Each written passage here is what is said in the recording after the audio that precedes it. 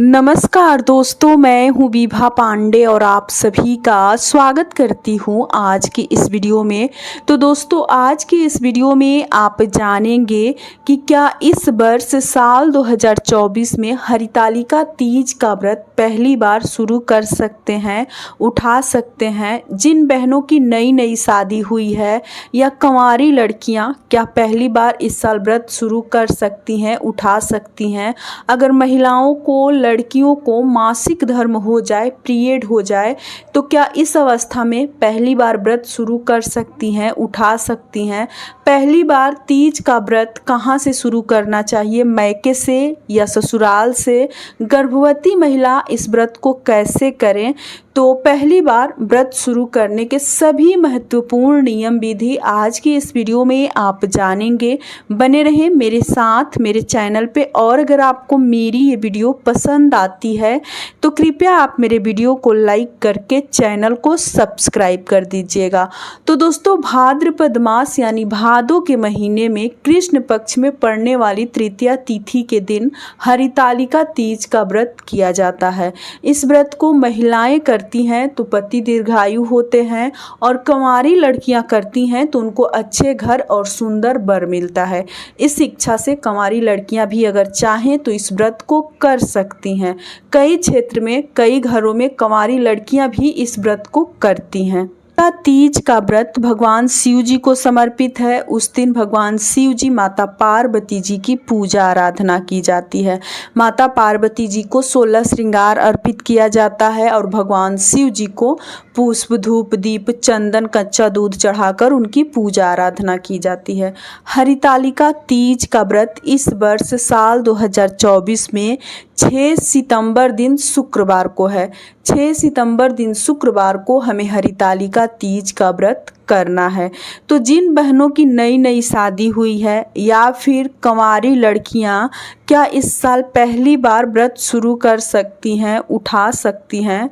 तो देखिए, जिन बहनों की नई नई शादी हुई है या फिर कंवारी लड़कियां भी अगर चाहें तो इस साल हरितालिका तीज का व्रत शुरू कर सकती हैं, उठा सकती हैं, क्योंकि इस साल कोई अधिक मास मलमास नहीं है।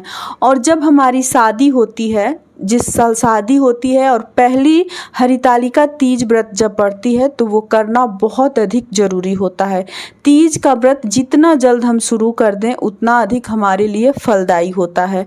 तो शादी के तुरंत बाद से ही इस व्रत को शुरू कर दिया जाता है, उठा लिया जाता है। लेकिन अगर जिस साल अधिक मास मलमास लग जाता है तो हमारे यहाँ पहली बार व्रत अधिक मास मलमास में शुरू नहीं किया जाता है। चाहे कोई भी व्रत हो, हरितालिका तीज का व्रत हो, जितिया हो, कोई भी व्रत हमारे यहाँ अधिक मास मलमास में शुरू नहीं किया जाता है। तो इस साल कोई अधिक मास मलमास नहीं है। अगर जिनकी नई नई शादी हुई है या फिर कंवारी लड़कियां जिनको व्रत करने का इच्छा है, जिनके घर में ये व्रत होता है, तो वो चाहें तो पहली बार इस व्रत को उठा सकती हैं, शुरू कर सकती हैं। और जिन बहनों की नई नई शादी है, पहला तीज का व्रत है, उनको तो बिल्कुल इस साल से शुरू कर देना चाहिए।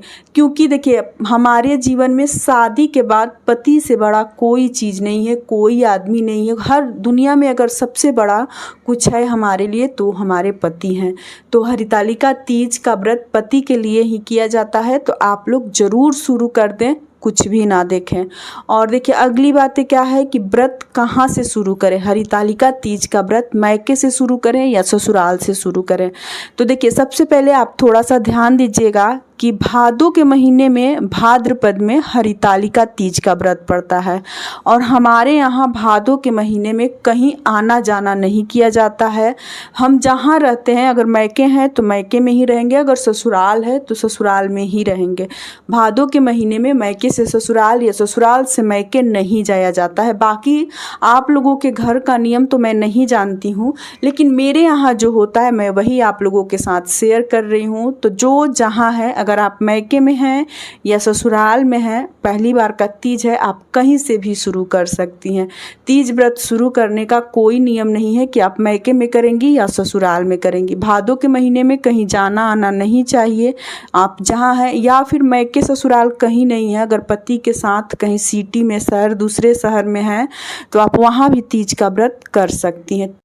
तीज का व्रत इस साल से आप लोग ज़रूर शुरू कर लें, उठा लें, क्योंकि अगले साल अधिक मास मलमास भी हो सकता है या फिर कोई और भी कारण हो सकता है जिससे हमारा व्रत छूट जाए, नहीं उठ सकता है। इसलिए जिनको पहली बार इस व्रत को शुरू करना है, इस साल से आप लोग व्रत शुरू कर सकते हैं। लड़कियां अगर शादी के बाद मायके में रहती हैं तो ससुराल से तीज जाता है, मिठाई वस्त्र फल वगैरह करके। अगर ससुराल में रहती हैं तो मायके से जाता है, और मायके में रहती हैं तो ससुराल से जाता है, और उसी वस्त्र और जो भी श्रृंगार सामग्री मिठाइयाँ जाता है उसी से व्रत किया जाता है। तो आप लोग अपने घर का नियम देख लीजिएगा। अगर आपके यहाँ मायके से शुरू किया जाता हो और अगर भादों के महीने में भाद्रपद मास में जाया जाता हो आपके यहाँ मायके ससुराल, तो आप जाकर शुरू कर सकती हैं, उठा सकती हैं। हमारे यहाँ भादों के महीने में हम लोग नहीं आते जाते हैं, इसलिए जहाँ हम लोग रहते हैं मायके में है तो मायके से ही शुरू कर देते हैं, अगर ससुराल में है तो वहाँ से भी इस व्रत को शुरू कर देते हैं, उठा लेते हैं। और पहली बार जो बहनें व्रत रखेंगी शादी के बाद से, वो लोग कोशिश करें कि शादी के जोड़ा से ही इस व्रत को शुरू करें, चाहे वो पीली वाली साड़ी हो जिस पे हमारा सिंदूरदान होता है, कन्यादान होता है, या फिर लहंगा हो। आप एकदम शादी वाले जो जोड़ा होता है उसी से इस व्रत को कीजिएगा, बहुत शुभ माना जाता है। अगली बात है कि जिन लड़कियों को महिलाओं को मासिक धर्म हो जाए, पीरियड हो जाए, तो क्या इस अवस्था में हरितालिका तीज का व्रत शुरू कर सकती हैं, उठा सकती हैं पहली बार? तो देखिए, ये पीरियड जो है ये भी भगवान का दिया हुआ है और ये भी हमारे सौभाग्य की बात है। तो पीरियड में हमें व्रत नहीं छोड़ना है। कौन जानता है अगले साल पीरियड फिर से हो जाए या फिर अधिक मास मलमास हो जाए तो हमारा व्रत छूटा का छूटा ही रह जाएगा, हम कभी उठा ही नहीं सकते हैं। और तीज का व्रत शादी के बाद करना बहुत अधिक ज़रूरी होता है, जितना जल्द हम इस व्रत को शुरू कर दें। तो अगर पीरियड हो भी जाए, मासिक धर्म हो भी जाए, तो आप लोग चिंता ना करें, आप लोग इस व्रत को शुरू कर दे, उठा लें। अगर घर में कोई दूसरी महिला है तो उनके द्वारा आप लोग श्रृंगार सामग्री माता पार्वती जी को चढ़ा दें, अपने लिए चढ़वा लें, या फिर अगर 4 दिन आपका हो गया है तो आप लोग दान कर सकती हैं। पूजा ना करें, कथा वगैरह सुन लें, दान कर सकती हैं। और मासिक धर्म पीरियड में आपको श्रृंगार करनी है, नया वस्त्र भी पहनना है, या फिर शादी का जोड़ा हो तो आप वो भी पहन सकते हैं।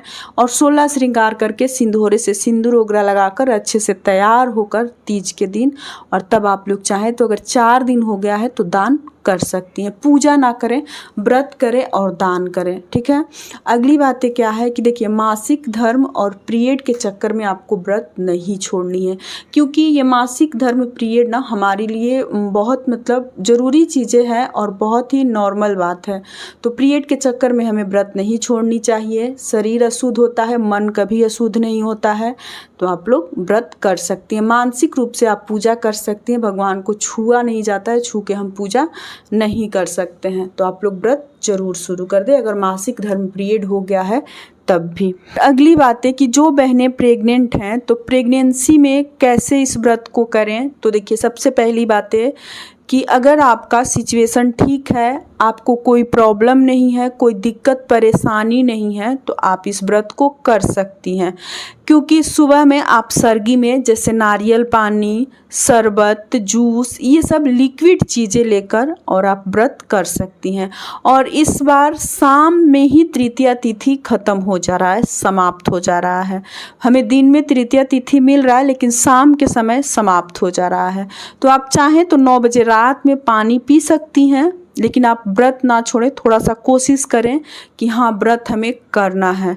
और देखिए, प्रेगनेंसी अवस्था में पहली बार व्रत शुरू नहीं किया जाता है बहुत सारे घरों में, और बहुत सारे घरों में किया भी जाता है। तो आप लोग एक बार अपने बड़ों से ज़रूर पूछ लीजिएगा, कोई मायके में हो या ससुराल में कोई बड़ी महिला हो, बुजुर्ग हो, उनसे पूछ कर आप लोग व्रत कीजिएगा। अगर जो बहनें प्रेग्नेंट हैं, पहली बार इस व्रत को शुरू करना है, तो आप लोग अपने घर का नियम एक बार ज़रूर पता कर लीजिएगा और उसके बाद से ही व्रत को शुरू कीजिएगा, उठाइएगा। ऐसे जो बहनें पहले से इस व्रत को करती हैं और इस साल प्रेग्नेंट हैं, तो आप व्रत कर सकती हैं। अगर बहुत अधिक आपको प्रॉब्लम नहीं है तो, अगर कोई प्रॉब्लम है तो आप छोड़ भी सकती हैं। उस दिन जैसे दिन में आप लोग ना अनाज और नमक का सेवन ना करें, जैसे फल, दूध, जूस, नारियल पानी, ये सब चीज़ें लेकर रहें, अनाज और नमक का सेवन ना करें, ऐसे फलाहार पे रहें, ठीक है, अनाज नमक ना खाएं और व्रत ना करें, निर्जला निराहार ना रहें। माता पार्वती भगवान शिव जी की पूजा आराधना करके सुबह में ही कथा वगैरह सुनकर और तब आप लोग पूरे दिन फलाहार पे रह सकती हैं। जो इच्छा हो फल में आप खा पी सकती हैं। तो उस दिन नमक और अनाज सिर्फ आप लोग ना खाएं। तो इस प्रकार से गर्भवती महिला, प्रेग्नेंट लेडीज जो हैं व्रत कर सकती हैं। और अगली बात है कि पहली बार हरितालिका तीज व्रत करने का क्या नियम विधि है। तो देखिए, कोई भी व्रत, कोई भी पूजा पाठ शुरू करने से पहले एक बार आप अपने घर के बड़ी कोई महिला हो उनसे ज़रूर पूछ लीजिएगा। ससुराल पक्ष में जो बड़ी महिला होती हैं उनसे हर बात ज़रूर जान लेनी चाहिए। तो आप व्रत करने से पहले एक बार पूछ लीजिएगा। देखिए, हरितालिका तीज के व्रत में व्रत से एक दिन पहले नहाए खाए में बाल धोकर स्नान करने के बाद से शुद्ध सात्विक भोजन किया जाता है और उस दिन रात के भोजन में पकवान बनाया जाता है। कुछ न कुछ मीठा आप अपने रसोई घर में ज़रूर बना लीजिएगा। और दान करने के लिए सबसे पहले गुझिया बनाकर उसे बिना जूठा किए निकाल लेना चाहिए। भगवान को भोग लगाने के लिए निकाल कर और फिर आप उसको ग्रहण कर सकते हैं, खा सकते हैं। व्रत के दिन सुबह भोर में 3 बजे जगकर सरगी खाकर और पूरे दिन निर्जला निराहार रहकर इस व्रत को किया जाता है। पूरे 24 घंटा का व्रत होता है, पूरे दिन रात निर्जला निराहार रहा जाता है। और उसके बाद से जैसे शाम के समय प्रदोष काल में भगवान शिव जी, माता पार्वती जी की पूजा आराधना की जाती है। तो स्नान करके, दातुन करके, स्नान करके और आप नया कोरा वस्त्र पहने, क्योंकि पहली बार का तीज का व्रत है। अगर नया कोरा वस्त्र ना हो तो शादी के समय का वस्त्र जरूर पहने। शादी के समय के मतलब वस्त्र जब आप पहनेंगी, लहंगा या फिर कोई साड़ी, उससे व्रत शुरू करेंगी तो बहुत अधिक शुभ माना जाएगा। तो आप शादी के समय का भी कोई भी साड़ी, लहंगा पहन और पूजा कर सकती हैं। 16 श्रृंगार करें, सिंदूरा से सिंदूर, पैर में पायल, बिछुआ, महावर, गले में मंगलसूत्र, मांग टीका, बिंदी, एक दिन पहले मेहंदी ओकरा लगाकर अच्छे से एकदम बिल्कुल नई नवेली दुल्हन की तरह तैयार होकर और हरितालिका तीज व्रत के दिन पूजा की जाती है भगवान शिव जी, माता पार्वती जी की। उसके बाद से सभी बड़ों को प्रणाम करें, पति को प्रणाम करें, पैर छूकर पति को चंदन लगाएं, मौलिक बांध दे कलाई पे, हाथ पे मौलिक और चंदन भगवान के पास चढ़ा कर लाएं। वही पति को चंदन लगाएं, मौलिक बांधकर उनको पैर छूकर प्रणाम करके और फिर दान करें। देखिए, बहुत सारे घरों में शाम के समय दान किया जाता है, बहुत सारे घरों में सुबह के समय पारण से पहले दान किया जाता है। और फिर आप चाहें तो पूरे रात कीर्तन भजन करें, जगे रहें।